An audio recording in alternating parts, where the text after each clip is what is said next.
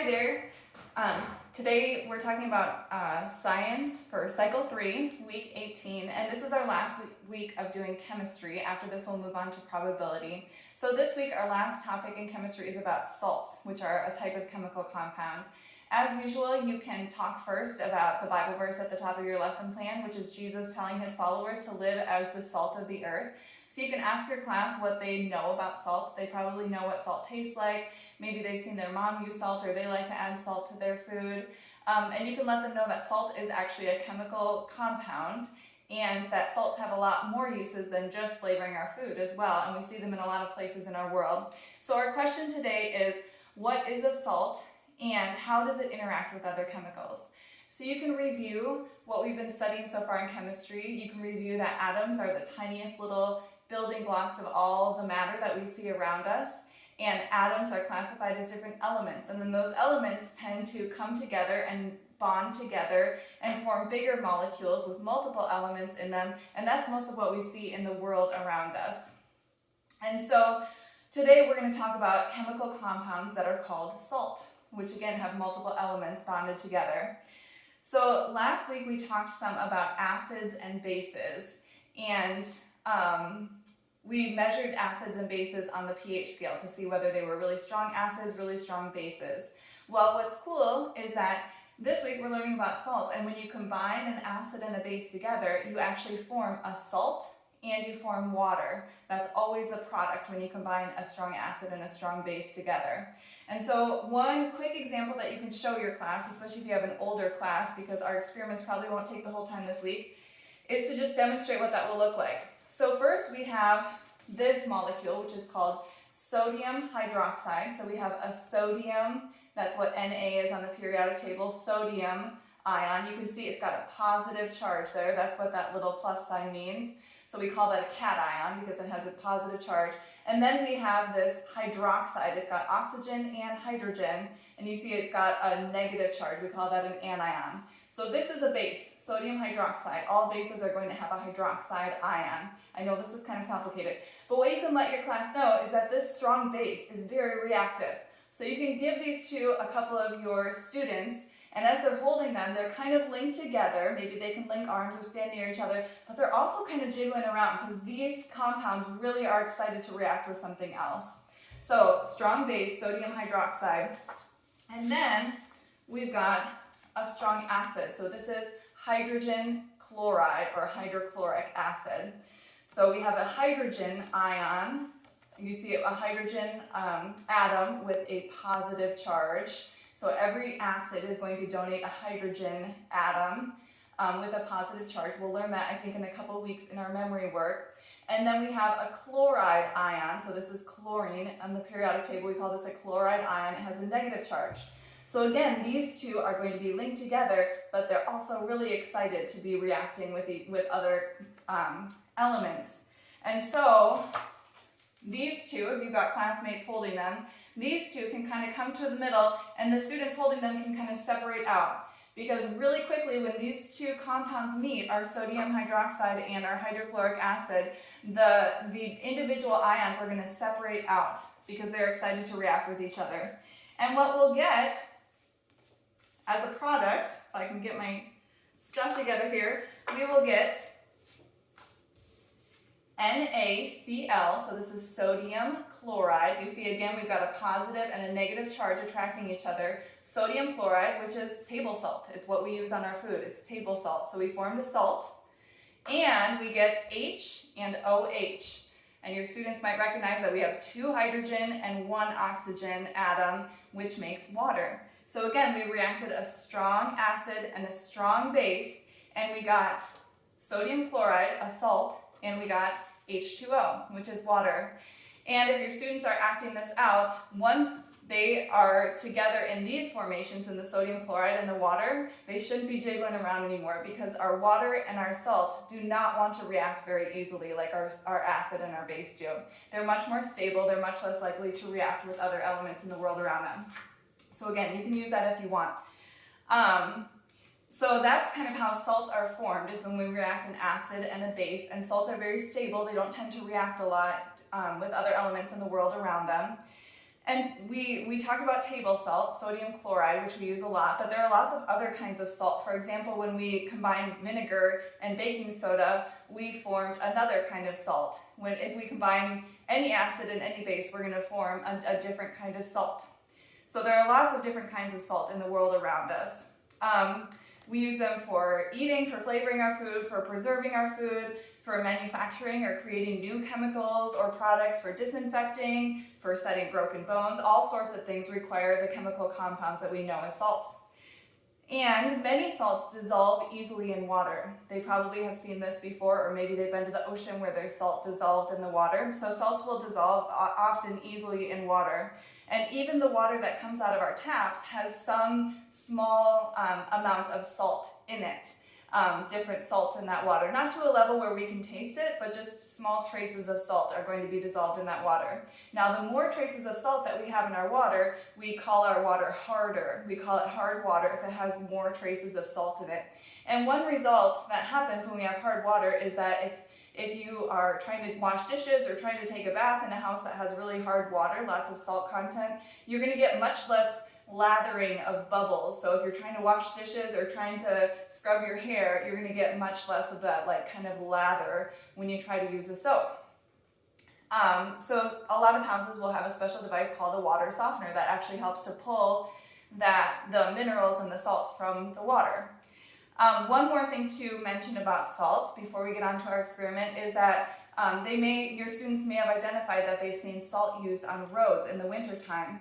So when we put salt onto ice or snow, what it does is the salt wants to dissolve into that water. And so to do that requires energy. And so the salt actually pulls that energy as heat energy from the ice. And so basically the freezing point of that water is lowered. And so it causes that water to melt and become more of a slushy mix as that salt kind of dissolves with it. If it's really, really cold, like we've seen, then the salt won't work because the freezing point won't be lowered quite cold enough to make the water melt. But in our kind of more mild winter temperatures, it works really well to use salt, and we're going to focus on that in one of our experiments today as well. All right, so our first experiment, your class will have 2 little baby food jars. And what we're going to do is we're going to add some Epsom salts. So this is a type of salt called magnesium sulfate. We're going to add some Epsom salt to one of these jars. We're going to shake it, we're going to stir it up so that it's all mixed in. And then to both jars, or to each jar, we are going to add some dishwashing soap. And we're going to see what will happen. So you can ask your class, based on the background information that you've given them about hard water, what they think will happen to the water that doesn't have any Epsom salt versus the water that does have Epsom salt. And then you can mix that in. So you don't need a lot of this Epsom salt. I think it says half a teaspoonful in your lesson plan. All right, so I'm just going to shake that up to mix that salt in really quickly.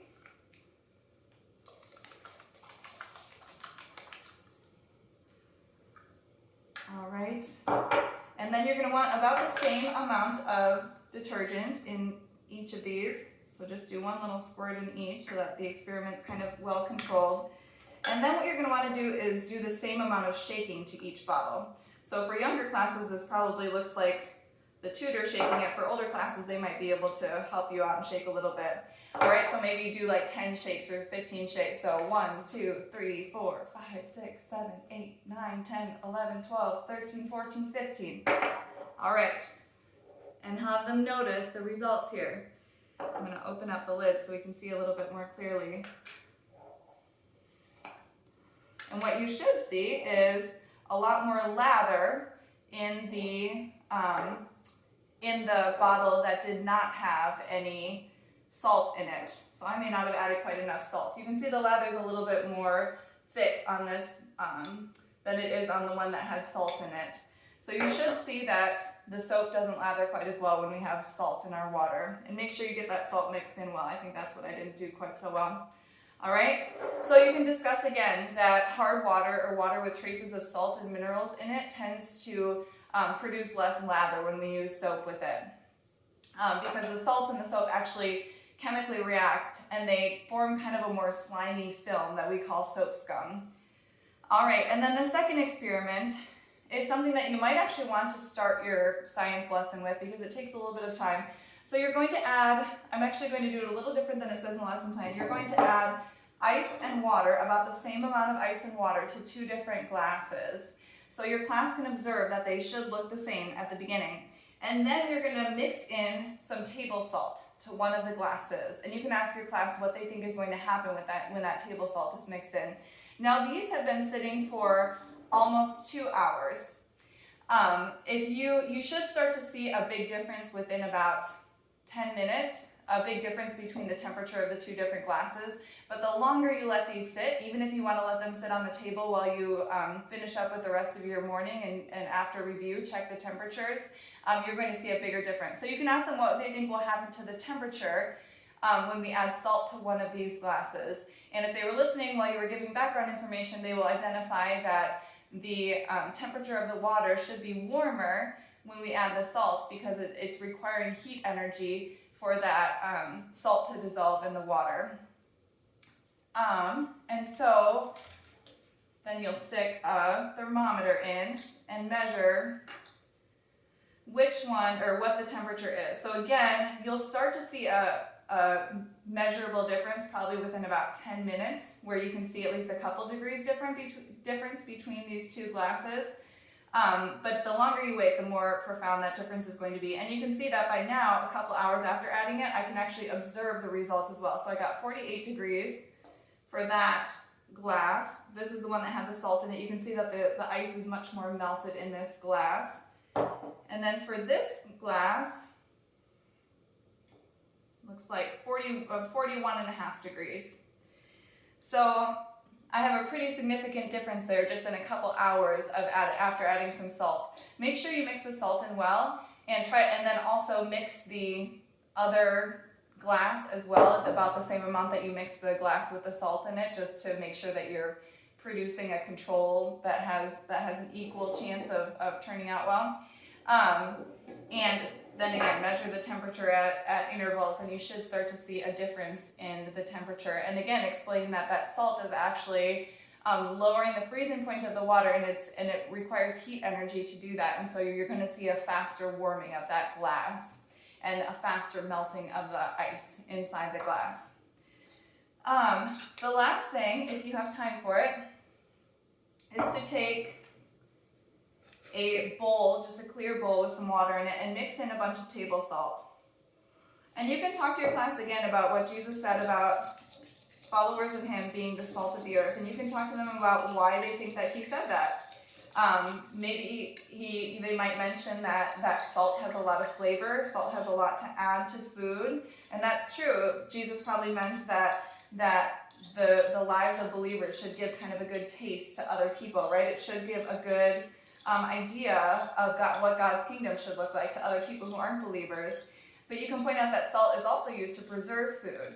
So salt also demonstrates the message of the gospel that the gospel is what actually saves us from sin and death. So it kind of preserves our lives, that gospel message. All right, so mix in that salt well. And then what you can do is use a little eyedropper pipette and let each student take a little taste of that salt water. So they'll take a little taste of their salt water and observe the results. Ooh, this is really salty.